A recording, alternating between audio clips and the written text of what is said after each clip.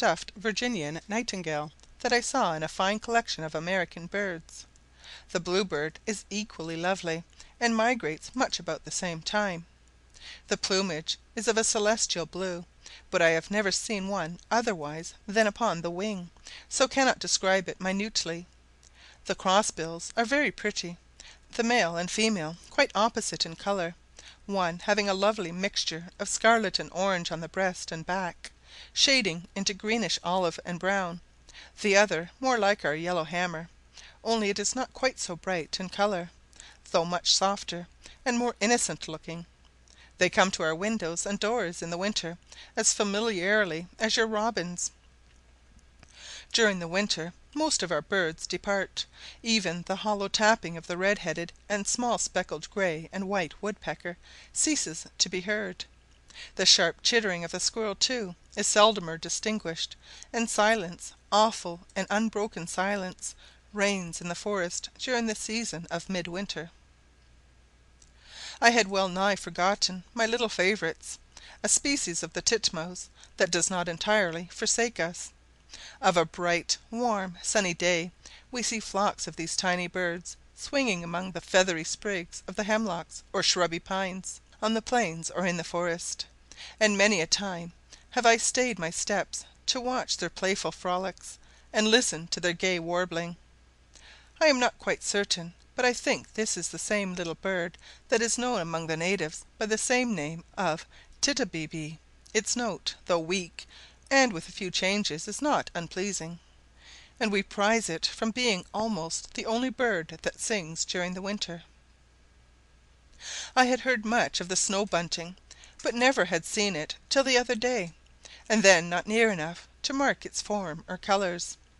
The day was one of uncommon brilliancy, the sky cloudless, and the air almost warm, when, looking towards the lake, I was surprised by the appearance of one of the pine trees near the shore. It seemed as if covered with stars of silver that twinkled and sparkled against the blue sky. I was so charmed by the novelty that I ran out to observe them nearer, when, to my surprise, my stars all took flight to another tree, where, by the constant waving and fluttering of their small white wings against the sunlight, they produced the beautiful effect that had at first attracted my observation. Soon all the pines within sight of the window were illuminated by these lovely creatures. About mid day they went away, and I have seen them but once since. They never lit on the ground, or any other low tree or bough, for me to examine them nearer. Of our singing birds, the robin, the blackbird, and a tiny bird, like our common wren, are those I am most intimate with. The Canadian robin is much larger than our dear robin at home. He is too coarse and a large bird to realize the idea of our little favourite, the household bird with the red stomacher, as he is called by Bishop Carey in a sonnet addressed to Elizabeth, the daughter of James I., on her marriage with the unfortunate Frederick Prince Palatine. The song of the Canadian robin is by no means despicable. Its notes are clear, sweet, and various. It possesses the same cheerful lively character that distinguishes the carol of its namesake, but the general habits of the bird are very dissimilar.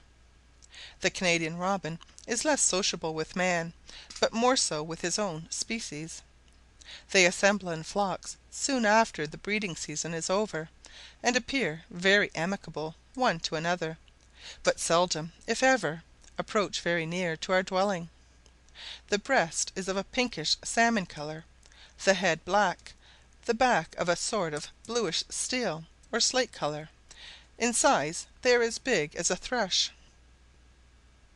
The blackbird is perhaps our best songster, according to my taste, full as fine as our English blackbird, and much handsomer in its plumage, which is a glossy changeable greenish black. The upper part of the wing of the male bird, of full growth, is of a lively orange. This is not apparent in the younger birds, nor in the female, which is slightly speckled. Towards the middle of the summer, when the grain begins to ripen, these birds assemble in large flocks. The management of the marauding parties appears to be superintended by the elders of the family. When they are about to descend upon a field of oats or wheat, two or three mounts guard as sentinels, and on the approach of danger cry "Gik, gik, gik." This precaution seems a work of supererogation, as they are so saucy that they will hardly be frightened away; and if they rise, it is only to alight on the same field at a little distance, or fly up to the trees, where their look out posts are. They have a peculiarly melancholy call note at times, which sounds exactly like the sudden twang of a harp string, vibrating for a second or two on the ear. This, I am inclined to think, they use to collect their distant comrades, as I have never observed it when they are all in full assembly, but when a few are sitting in some tree near the lake's edge. I have called them the harpers, from this peculiar note. I shall tire you with my ornithological sketches, but must enumerate two or three more birds. The bald eagle frequently flies over our clearing. It has a dark body and snow white head. It is sometimes troublesome to the poultry yards. Those we have seen have disdained such low game, and soared majestically away across the lake. The fish hawk we occasionally see skimming the surface of the water, and it is regarded as an enemy by those who take delight in spearing fish upon the lake. Then we have the night or mosquito hawk, which may be seen in the air pursuing the insect tribe in the higher regions, whilst hundreds of great dragon flies pursue them below. Notwithstanding their assistance, we are bitten mercilessly by those summer pests, the mosquitoes and black flies. The red headed woodpecker is very splendid, the head and neck being of a rich crimson. The back, wings, and breast are divided between the most snowy white and jetty black. The incessant tapping of the woodpeckers, and the discordant shriek of the blue jay, are heard from sunrise to sunset, as soon as the spring is fairly set in.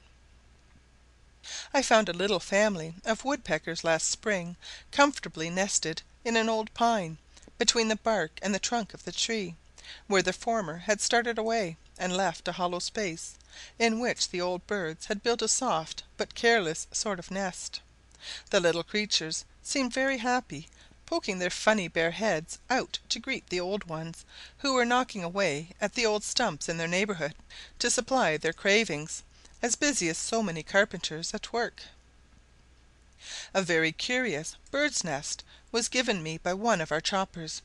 It was woven over a forked spray, so that it had all the appearance of having been sewn to the bough with grey thread.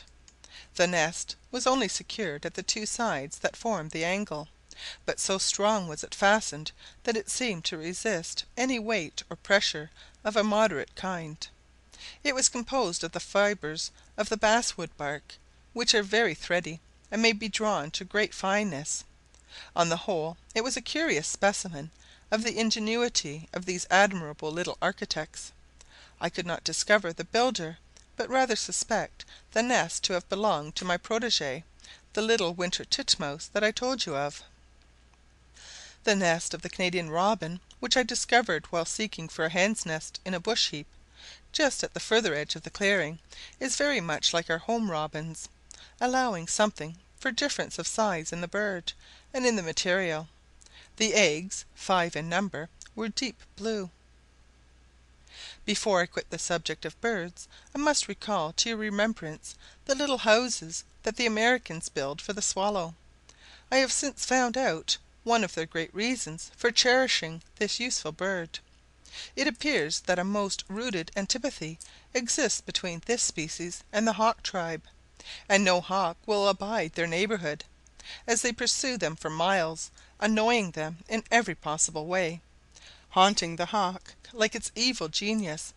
It is most singular that so small a creature should thus overcome one that is the formidable enemy of so many a feathered race. I should have been somewhat sceptical on the subject had I not myself been an eye witness to the fact. I was looking out of my window one bright summer day, when I noticed a hawk of a large description flying heavily along the lake, uttering cries of distress, Within a yard or two of it was a small, in the distance it appeared to me